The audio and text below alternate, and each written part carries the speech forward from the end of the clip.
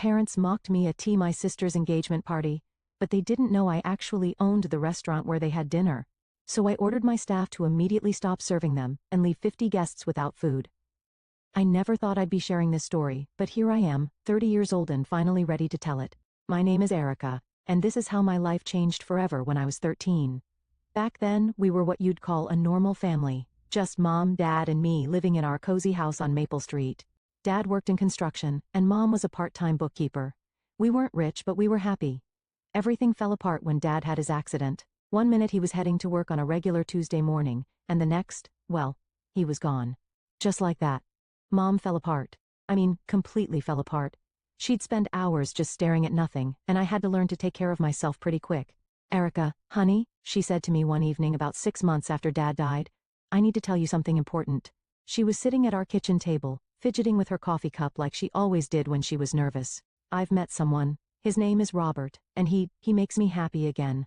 I should have seen it coming, really. The late-night phone calls, her suddenly caring about her appearance again, the mysterious errands she had to run.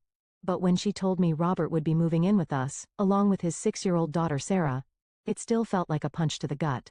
But Mom, I protested. It's only been 6 months since Dad. I know, sweetie.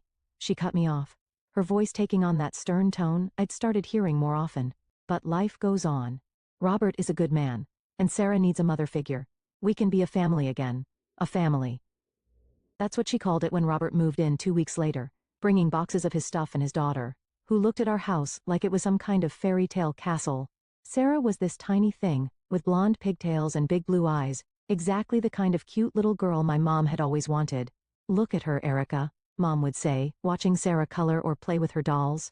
Isn't she precious? She needs so much love and attention at this age. Yeah, she needed attention. And my mom was more than happy to give it, all of it, every last bit she had, which apparently left nothing for me. I watched as my mother transformed herself into the perfect stepmother for Sarah, while I became invisible. The first time I really understood how things would be was during dinner, about a week after they moved in. Robert's mother had come over, this woman who would become the bane of my existence. She took one look at me and said, "Oh, what a big girl you are." Then she reached over and pinched my cheek so hard I wanted to scream. Such a pretty face. She cooed her fingers, digging into my skin like claws. "But you know, Robert, this house would be absolutely perfect if..." She didn't finish the sentence, but she didn't have to.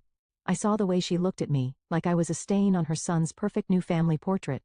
That night, I found bruises on my cheeks where she'd pinched me. But when I tried to show Mom, she just shook her head. Life settled into a routine, but not one I was part of. Mom, Robert, and Sarah became this perfect little unit, always doing things together, going to the park, having movie nights, or just sitting around the dinner table laughing at Sarah's silly jokes. Meanwhile, I got shipped off to Mom's friend Janet's house more and more often. "Erica, honey," Mom would say, not quite meeting my eyes. "Janet needs help with little Emily today. You don't mind, do you?" So off I'd go to Janet's house, where at least someone seemed happy to see me. Emily was 4 and absolutely adorable, with these bouncy curls and a gap-toothed smile that could light up a room. She'd run to me screaming, "Airy, Airy," the moment I walked through the door. Playing with Emily was actually the highlight of my days. We'd build blanket forts, have tea parties with her stuffed animals, or read stories where I'd do all the silly voices. Janet would bring us snacks and join in sometimes, asking about school and actually listening to my answers. It felt normal, like family should feel. Back at home, it was a different story. Robert's mother, Mrs. Henderson, had practically moved in, or at least it felt that way. She was always there, rearranging furniture, criticizing the curtains, suggesting new paint colors, and Mom just jumped to make every change she suggested. "These walls should be eggshell, not cream," she'd declare. And next thing you know, Mom would be at the hardware store picking out paint samples. "The living room furniture needs to be rearranged for better feng shui," she'd insist, and Mom would spend all weekend moving heavy furniture around. But her favorite hobby was still tormenting me. She'd grab my cheeks between her bony fingers, squeezing until I thought my skin would burst. "Still not holding your fork properly." "I see," she'd say, pinching harder. "Such poor table manners. Your mother really should have taught you better." Or she'd catch me reading on the couch. "Look at her slouching like that. No wonder she has such terrible posture." Pinch. "You'll never catch my Sarah sitting like that." Robert was just as bad, but in his own way. If I accidentally knocked over a glass or dropped a plate while doing dishes, he'd explode. "Do you know how much that cost?" he'd yell, his face turning red. Of course you don't. You've never earned $1 in your life, have you? Just a freeloader, living off my hard work. I'm sorry, I'd mumble, trying to clean up whatever I'd broken. Sorry doesn't replace things, does it? He'd continue. You eat my food, wear clothes I pay for, live in my house, and what do you contribute? Nothing. Just break things and make messes. Each time something like this happened, I'd look to Mom, hoping she'd say something, anything. But she'd just busy herself cleaning or fussing with Sarah, pretending not to hear. The day I turned 16, I made a decision. I wasn't going to be Robert's freeloader anymore. I got up early that morning and walked around the neighborhood, putting up flyers I'd made offering dog walking services. By afternoon, I had 3 clients lined up. You want to walk dogs? Mrs. Peterson from 2 streets over asked when I knocked on her door. What about all that schoolwork you teenagers have these days? I can manage both, I assured her, trying to sound more confident than I felt. I get good grades and I'm very responsible with animals. She looked skeptical but handed over her golden retriever's leash anyway. All right, let's give it a try. Max needs a walk every day after school, $10 per walk. That was just the beginning. Soon I was walking 5 different dogs, watching the Martinez twins on weekends, and helping old Mr. Cooper with his grocery shopping. Janet officially hired me as Emily's after-school nanny, which felt weird since I'd been watching her for free all this time anyway. I saved every dollar. Didn't spend a cent on candy or movies or any of the things other kids my age bought. After 3 months, I had enough to buy what I'd been dreaming of, a smartphone. Nothing fancy, just a basic model on sale. But it was mine.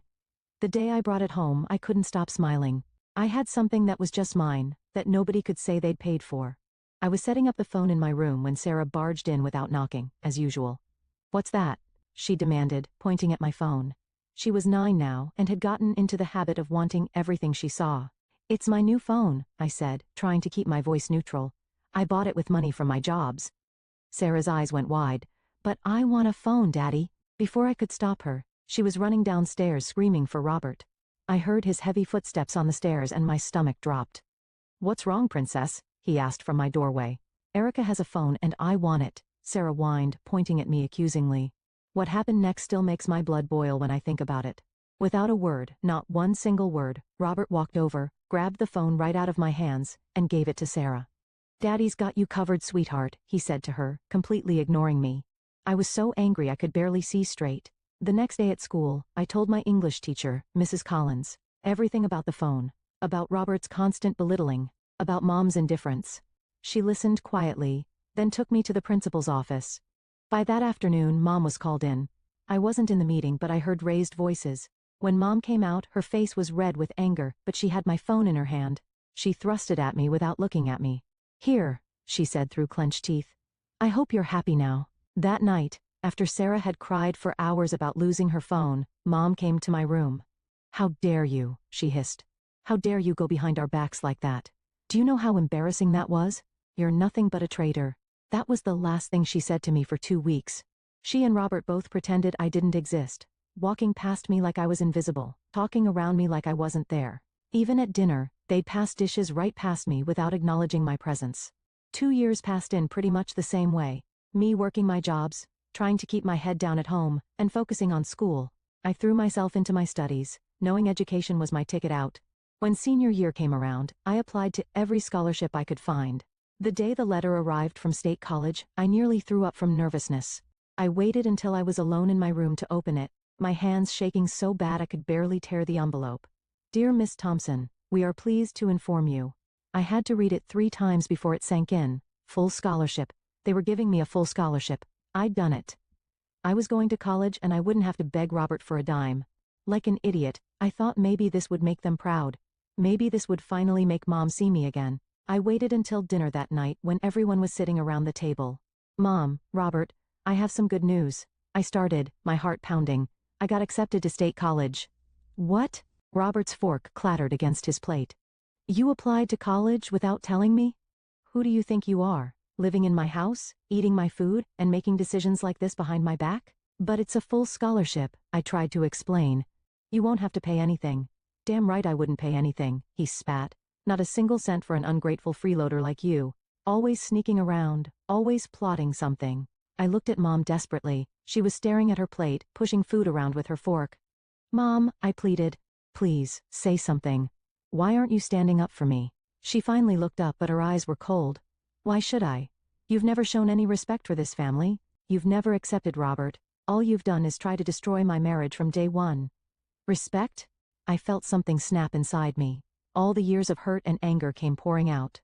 Respect him? He's a bully and a terrible person. There's nothing to respect. The slap came out of nowhere. 1 second I was standing there shaking with anger, the next my cheek was stinging, and Mom was standing in front of me, her hand still raised. "Get out," she whispered. Then louder. "Get out of my house." I touched my cheek where she'd hit me, feeling like I was in some kind of nightmare. I ran upstairs in a daze, grabbing my backpack and stuffing it with whatever clothes I could reach. My phone, my school documents, the little bit of cash I had saved.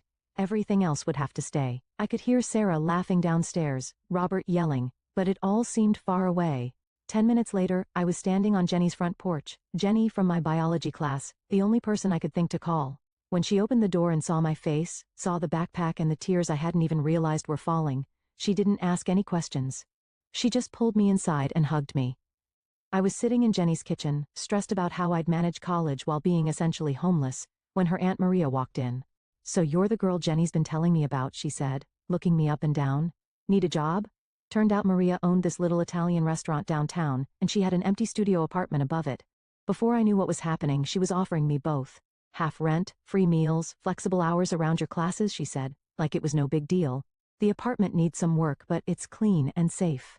I started as a waitress, learning everything I could about the business. Maria was tough but fair, teaching me things they'd never cover in my business classes at college. "Watch how that table keeps sending food back," she'd say. "That's why we document every complaint, every compliment.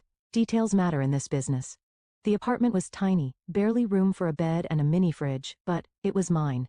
No Robert yelling about freeloaders, no Sarah barging in without knocking, no Mrs. Henderson's critical eyes, just my own space where I could study, sleep, and finally breathe. By my senior year, Maria had promoted me to administrator. I graduated with my business degree on a Saturday and was back at work Monday morning, now handling schedules, inventory, and staff management. "You've got a gift for this," Maria told me 2 years later, after I'd worked my way up to manager. She was sitting in her office, looking tired but satisfied. "Jenny tells me you two have been talking about partnership?" I shifted nervously in my chair. "We've discussed it, but good." She cut me off. "Because I'm retiring. Restaurant's going to Jenny, but she needs someone who knows this business inside and out. Someone like you." My heart nearly stopped. "Are you saying?" "I'm saying you two should run this place together. Equal partners. You've got the experience. She's got the passion. Could be a powerful combination."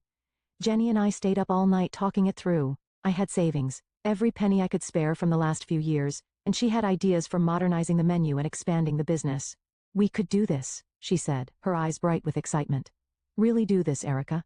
Make it our own." So we did. I invested everything I had, and we turned Maria's traditional Italian restaurant into something uniquely ours. For years after that, we opened our second location across town. Sometimes, walking through our restaurants, watching everything run smoothly, I'd think about my family. 11 years had passed since that night Mom slapped me and threw me out. They were still in the city. I knew that much from occasional glimpses of Sarah's social media posts. But we lived in different worlds now. One day, Jenny and I were in our office above the downtown location, surrounded by spreadsheets and expansion plans, when we heard the party arriving downstairs. "Sounds like the engagement party's here," Jenny said, glancing at the booking schedule.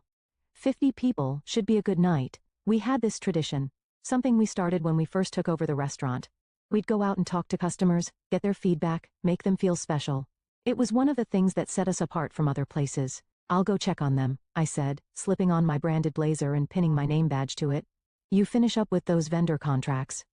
The sound of laughter and clinking glasses got louder as I headed downstairs. A big party like this could mean repeat business, maybe even more event bookings. I straightened my badge and put on my best professional smile.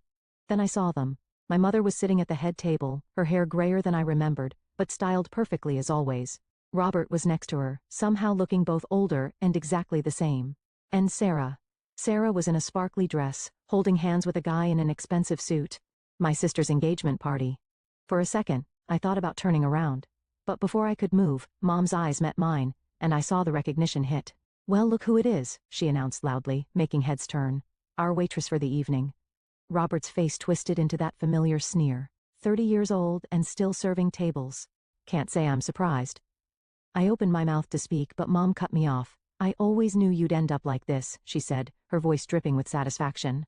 Look at your sister, college graduate economist, getting married to a wonderful man, and you? Still wearing a name tag and taking orders. Sarah giggled, squeezing her fiancé's hand. Maybe she'll do our dishes tonight, right, Daddy? Show us her special skills? The floors, too. Robert stood up, swaying slightly. He must have been drinking. In fact, let's give her something to clean up right now. It happened so fast. He grabbed a plate of salad from the table and hurled it to the floor. The crash made everyone jump. I felt a sharp sting on my cheek and reached up to touch it. My fingers came away red. Oops, Robert smirked, staring at the blood trickling down my face. Better get a mop, waitress. My blood was boiling as I stood there, feeling it trickle down my cheek. 11 years of hurt and anger were bubbling up, and I was ready to unleash everything I'd ever wanted to say to them. But before I could open my mouth, I heard Jenny's voice cut through the tension. I believe this situation requires immediate attention, she said, walking up with the calm authority she'd learned from her Aunt Maria. She was holding our service agreement, bound in leather with our restaurant's gold-embossed logo. Jenny cleared her throat and addressed the room. According to our service agreement, Section 3.2, any customers who verbally abuse or physically harm our staff or ownership, she paused meaningfully, gesturing toward me, will be immediately removed from the premises. Ownership? Mom's mouth fell open. What are you talking about? Oh, didn't you know? Jenny's smile was razor sharp. You're talking to Erica Thompson, co-owner of this establishment and 3 others across the city. The silence that followed was deafening. I watched the color drain from my mother's face as she looked around the restaurant, really looked at the framed reviews on the walls, the elegant decor, the sophisticated clientele, all the success she'd never bothered to learn about. That's impossible, Robert sputtered, but I could see the doubt creeping into his eyes. Furthermore, Jenny continued, in cases of assault, we reserve the right to terminate service immediately, without refund. She turned to me. Erica, your call. I straightened my blazer, wiped the blood from my cheek with my sleeve, and found my voice. Clear the tables, I commanded our staff. All 50 guests need to leave now. The waiters sprang into action, efficiently removing plates and glasses. That's when I heard the familiar screech, Mrs. Henderson, Robert's mother, clutching her plate of pasta like it was solid gold. You can't do this, she shrieked, exactly the same way she used to screech about my table manners while pinching my cheeks. This is my son's daughter's engagement party. One of our waiters, Miguel, tried to take her plate, but she yanked it back, sending sauce flying. Help, help, they're attacking me. Robert lurched forward, his face purple with rage. Get your hands off my mother. He started toward me, fists clenched, but our security team was faster. 2 guards stepped between us, while a third announced that the police were already on their way. Sarah had dissolved into tears, her perfect engagement party ruined. Mom, do something, she wailed, but Mom just stood there, mascara running down her face, looking lost. The woman who had once slapped me and thrown me out of my home now couldn't even meet my eyes. The next 30 minutes were chaos. The police arrived first, taking statements from multiple witnesses who'd recorded everything on their phones. Robert was handcuffed and let out, still shouting threats. The ambulance arrived next, and a paramedic cleaned and bandaged the cut on my face while guests filed out, whispering among themselves. My phone rang 3 days after the incident. Unknown number. Erica? Mom's voice was softer than it had been at the restaurant, almost pleading. Please, don't hang up. I waited, saying nothing. Look, about Robert, the police are pressing charges. You need to drop them. He could lose his job over this. No, I said simply, and hung up. Within hours, the social media attacks began. Mom's first post was long and dramatic, painting herself as the victim of a vindictive restaurant owner who'd ruined her precious daughter's engagement party. The comments filled with sympathy for her, people vowing never to visit our restaurants. Then Sarah joined in, writing about her psychotic stepsister who couldn't stand to see her little sister happy. The post spread quickly through local community groups. Jenny found me staring at my phone, reading the lies. You know, we have it all on video, right? The security system Maria installed years ago? It automatically zooms in and records audio when it detects raised voices or aggressive movements. The footage was crystal clear. You could hear every word. Robert's threats, Mom's insults, the crash of the plate, Mrs. Henderson's screaming. I posted it in the comments of Mom's rant, with a simple message. Here's what actually happened. The video exploded overnight. Other guests from the party started posting their phone recordings too. Someone had captured the perfect angle of Miguel trying to clear Mrs. Henderson's plate. Her face contorted with rage, pasta sauce flying everywhere, his professional cum never wavering. That clip alone got millions of views. Restaurant drama started trending locally, then nationally. Food blogs picked up the story. Family crashes engagement party at daughter's own restaurant made headlines. Comment sections filled with people sharing their own stories of family estrangement and toxic parents. The consequences came swiftly. Robert's company, already embarrassed by his arrest, couldn't ignore the viral video of him assaulting his stepdaughter at her own business. They quietly moved him to a lower position. The court fined him heavily for assault and property damage. Mom tried damage control, deleting her posts, but screenshots lived forever. Sarah's wedding venue canceled on her, not wanting to be associated with the scandal. Mrs. Henderson became a meme, the pasta lady, her screeching face splashed across social media. Watching the view count climb on that security footage, I remembered something I used to tell myself in the dark days after Mom kicked me out. Someday, things would be different. Someday I'd have the chance to reconcile with my family. Someday they'd realize what they'd done and try to make it right. But seeing them in my restaurant that night, watching them try to humiliate me even after all their success, even after all these years, I finally understood. Some things can't be fixed. Some bridges aren't meant to be rebuilt. The video ended up being good for business, but that wasn't why I kept it pinned to my profile. I kept it there as a reminder, both for myself and for others, that sometimes the happy ending isn't about forgiveness or reunion. Sometimes it's about accepting that it's okay to walk away and never look back.